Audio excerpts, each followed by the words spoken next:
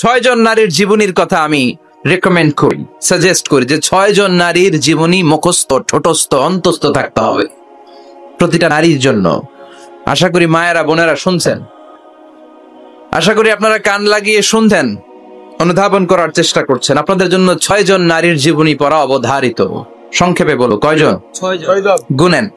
1 নম্বরে হচ্ছে হাজার, উম্মে ইসমাইল, সাইয়েদনা ইব্রাহিমের বউ, সাইয়েদনা ইসমাইল আলাইহিস সালামের আম্মা, নাম হলো হাজার। আমরা বলি বিবি হাজেরা। আমরা কি করি? হাজেরা আছে না? এই প্যান্ডেলেও হাজেরা নামে 2-1 বোন থাকতে পারে। আসলে নামটা হচ্ছে হাজার। নামটা কি? হাজার। হাজার।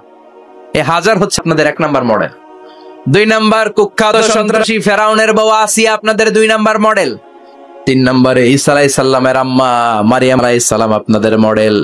বিশ্ব নবীর প্রথম বউ খাদিজা আপনাদের মডেল। বিশ্ব নবীর একমাত্র কুমারী বউ মা আয়েশা আপনাদের মডেল। আর বিশ্ব নবীর কলিজার টুকরা সাইয়্যিদাতুনা ফাতিমা আপনাদের জন্য মডেল। সুবহানাল্লাহ পড়ে। কয়জন? 6 জন। জোরে বলেন। 6 জন। প্রথমে কার নাম বলেছি? হাজার। দ্বিতীয় আসিয়া। 3 নাম্বার মারিয়াম। 4 নাম্বার খাদিজা। 5 নম্বরে আয়েশা। 6 নম্বরে ফাতিমা। সুবহানাল্লাহ পড়ে। বিষ্ণু বলেছেন কামুলা মিনার রিজালে কাসির, পুরুষদের মধ্যে কামেল পুরুষের অভাব নাই।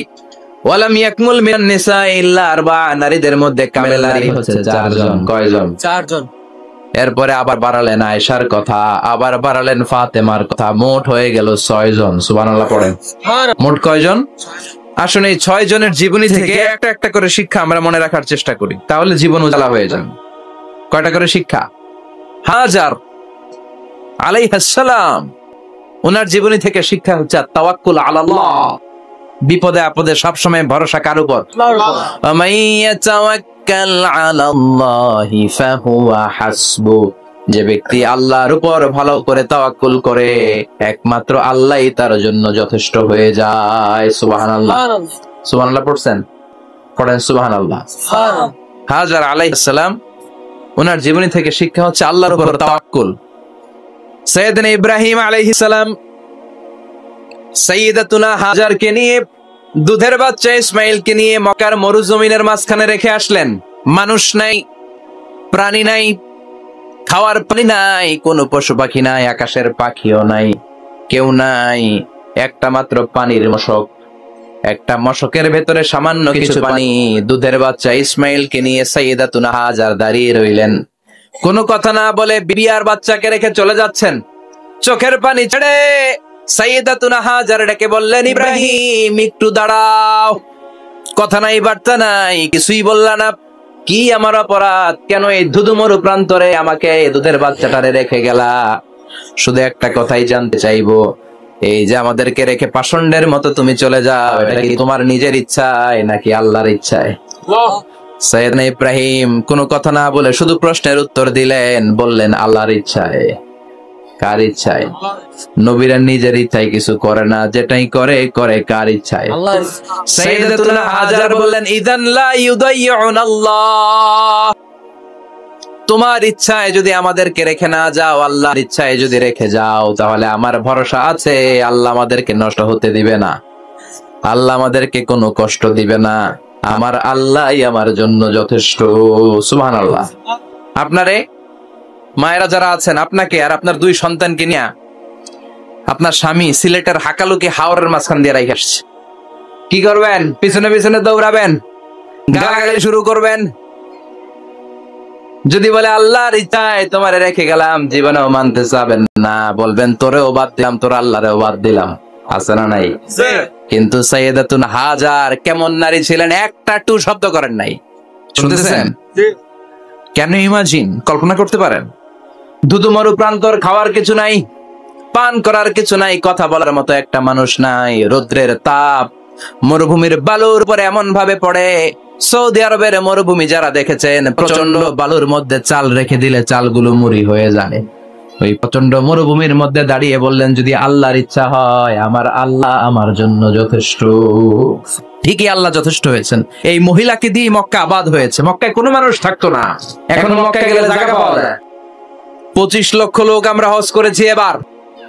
প্রতিদিন 3 লক্ষ 4 লক্ষ মসজিদুল হারামে একসাথে জামাত, জুমার নামাজের দিন 5 লক্ষ 7 লক্ষ 10 লক্ষ হয়ে যায়। এতগুলো মানুষ আগে ছিল না। সব হলো সাইয়্যিদাতুনা হাজারের ইমানের ফসল। সুবহানাল্লাহ। এই নারী এখানে থাকলেন আল্লাহর উপর ভরসা করে, ইমানের পরীক্ষা দিতে লাগলেন। একদিনের ব্যবধানে খাওয়ার পানির মশকের পানি শেষ। ইসমাইল আলাইহিস সালামের পায়ের ধাক্কায় জমজমের পানি এলো। জুরহুম নামক একটা গোত্র যাচ্ছিল, তারা এসে ওনার হাতে মুরিদ হলো। সুবহানাল্লাহ। তারা এসে বলল, আমাদেরকে শুধু জমজমের পানি খেতে দেন, আপনি যা বলবেন সব আমরা মেনে নিলাম। শুরু হলো মক্কার আবাদ। হাজার হাজার মানুষ বাড়তে শুরু করলো, মক্কা শহরের এক্সপানশন হলো। গোটা বিশ্ব থেকে লক্ষ লক্ষ মানুষ এখন মক্কার দিকে ছুটে চিল্লায় বলেন ঠিক কিনা? এজন্য আমার মায়ের অনেক লম্বা জীবনী, তার একটা ঘটনাই বললাম, সাইয়্যিদাতুনা হাজার, ওনার জীবনী থেকে আমার মায়েদের বোনেদের জন্য শিক্ষা। তাওয়াক্কুল আলাল্লাহ। বাঁচি আর মরি, সুস্থ থাকি আর অসুস্থ থাকি, বিপদে থাকি আর যেই কোনো সমস্যায় থাকি না কেন, ভরসা করতে হবে একজনের উপর। তিনি কে? আল্লাহর উপর যে ভরসার মতো ভরসা করতে জানে, আমার আল্লাহই তার জন্য যথেষ্ট। ঠিক কিনা? তাহলে হাজার থেকে আমার বোনদের জন্য শিক্ষা হচ্ছে, তাওয়াক্কুল করব আমরা কার উপরে? ভরসা রাখবো কার উপর? সব সময় আত-তাওয়াক্কুল আলাল্লাহ, আল্লাহর উপর ভরসা করতে হবে। আমার মায়েরা, আমার বোনেরা। 2 নম্বরে বলেছি কার কথা? আসিয়া রাদিয়াল্লাহু তাআলা আনহা আলাইহাস সালাম, ফেরাউনের স্ত্রী। এই মহিলা অনেক দামি মহিলা, মুসা আলাইহিস সালামের পালক মা। সুবহানাল্লাহ পড়েন। নিজের সন্তান ছিল না, সাইয়েদনা মুসা আলাইহিস সালামকে লালন পালন করেছেন। গোপনে গোপনে মুসা আলাইহিস সালামের উপর ঈমান এনেছেন। গোপনে গোপনে রাত্রিবেলা তাহাজ্জুদ পড়ে চোখের পানি ছেড়ে চাইতেন কার কাছে? ফেরাউনের বউ আর ফেরাউনের ফিনান্স মিনিস্টার, অর্থমন্ত্রীর বউ, দুইজন লুকিয়ে কালিমা পড়ে মুসলমান। ফেরাউন কিছু জানে না। সুবহানাল্লাহ। কি আল্লাহর খেলা! ফেরাউন লক্ষ লক্ষ বনি ইসরাইলের ছোট্ট বাচ্চাকে জবাই করেছে একটা বাচ্চাকে ঠেকানোর জন্য। নাম কি? মুসা। আর ফেরাউনের ঘরে আল্লাহ মুসাকে বড় করলেন। কোন? সুবহানাল্লাহ। লুকিয়ে লুকিয়ে ঈমান আনলো। ফেরাউনের বউ আসিয়া, অর্থমন্ত্রীর বউ, দুইজন মিলে ফেরাউনের কাছে ঘটনা পৌঁছে গেল, খবর পৌঁছে গেল। ফেরাউন ডেকে পাঠালো। দুধের বাচ্চাকে নিয়ে ফেরাউনের অর্থমন্ত্রীর বউ হাজির। কুখ্যাত সন্ত্রাসী ফেরাউনের নিজের বউ আসিয়াও হাজির। ফেরাউন বলে, এক আল্লাহর উপর কুফরির ঘোষণা দে, আল্লাহকে ভুলে যা, আমার পায়ের সামনে সেজদা দে, আমি মাফ করে দেব। আসিয়ার এক কথা, জীবন যাবে কিন্তু ঈমান যাবে। ফেরাউনের অর্থমন্ত্রীর স্ত্রীরও এক কথা, যে আল্লাহর কাছে আমরা মাথা নত করেছি, পৃথিবীর কোন শক্তির কাছে ওই মাথা নত হতে পারে না। ফেরাউন বলল, তাই নাকি? দেখি তোদের ঈমানের পাওয়ার কত বড়। অর্ডার করলো, বিশাল বড় পাতিল নিয়ে আসো, কড়াই নিয়ে আসো, কড়াই ভর্তি তেল গরম করতে শুরু করো। টকবক টকবক করে কড়াইয়ের মধ্যে গরম তেল। ফেরাউন বলে, ও অর্থমন্ত্রীর স্ত্রী, তোমার অনেক ভালো জানতাম, এখনই আমার পায়ের সামনে সেজদায় লুটিয়ে পড়ো, আল্লাহরে ছাড়ো, আমি তোরে ছেড়ে দেব। অর্থমন্ত্রীর বউ বলে, এত সোজা না। সুবহানাল্লাহ বলে। কি ঈমান? ঈমানের পথে অবিচল থেকে আমার মরণ যেন হয়, তোমারই কাছে মিনতি আমার, তোমারই কাছে মিনতি আমার, মহামহিম দয়াময়, ঈমানের পথে অবিচল থেকে আমার মরণ যেন হয়। পড়েন আমিন। আবার পড়েন আমিন। এক কথা, আল্লাহর সামনে মাথা নত করেছি, কারোর সামনে করব না। ফেরাউন অর্ডার দিল, এই মহিলার দুধের বাচ্চাটারে টান দিয়ে আন, টকবক তেলের মধ্যে, কড়াইয়ের মধ্যে গরম তেলের মধ্যে ছেড়ে দে।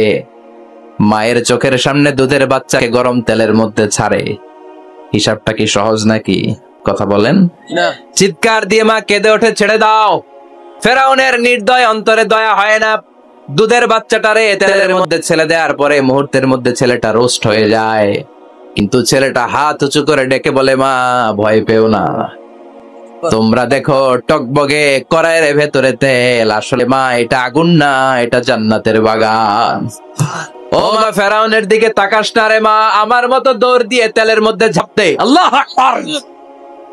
ফেরাউনের অর্থমন্ত্রীর বউয়ের ঈমান দ্বিগুণ হয়ে যায়, 3 গুণ হয়ে যায়। সে বলে, ফেরাউন গোটা পৃথিবীটারে এক পাশে করতে পারবি, কিন্তু আমার মাথাটা তোর পায়ের সামনে নোয়াতে পারবি? ফেরাউনের অর্থমন্ত্রীর ওই স্ত্রীকে বাচ্চার পরে ওই তেলের মধ্যে ঢেলে দেওয়া হলো। ওই মহিলাটাও রোস্ট হয়ে যায়। বাকি রইল ফেরাউনের বউ আসিয়া। কি নাম? আসিয়া কিন্তু দৃশ্যটা দেখেছে, চাক্ষুষ মৃত্যু দেখেছে দুইজনের।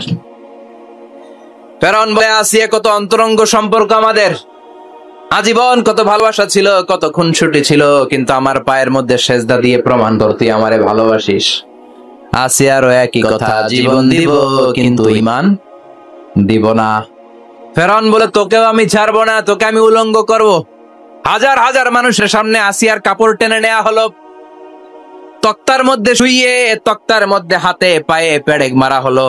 হাতের এই পাশ দিয়ে পেরেক ঢুকে ওই পাশ দিয়ে বেরোয়, তক্তার এ পাশ দিয়ে ঢুকে ও পাশ দিয়ে বেরোয়, ফিনকি দিয়ে রক্ত বের করে। আসিয়া সহ্য করতে না পেরে ডেকে বলে, আল্লাহ, ফেরাউন থেকে তুমি আমারে বাঁচাও। এই দোয়াটা সূরাতুত তাহরিমে আল্লাহ সরাসরি কোট করেছেন, রব্বিবনিলি ইনদাকা বাইতান ফিল জান্নাহ। ও আল্লাহ মালিক, তোমার পাশে জান্নাতে একটা ঘর বানায়া দিও। এরকম একটা সঙ্গীত আছে না নাই? এই সঙ্গীতটা সরাসরি সূরাতুত তাহরিম আসিয়ার দোয়া থেকে কোট করা হয়েছে। পড়েন সুবহানাল্লাহ। মালিক তুমি জান্নাতে তোমার পাশে আমায় একটি ঘর বানিয়ে দিও,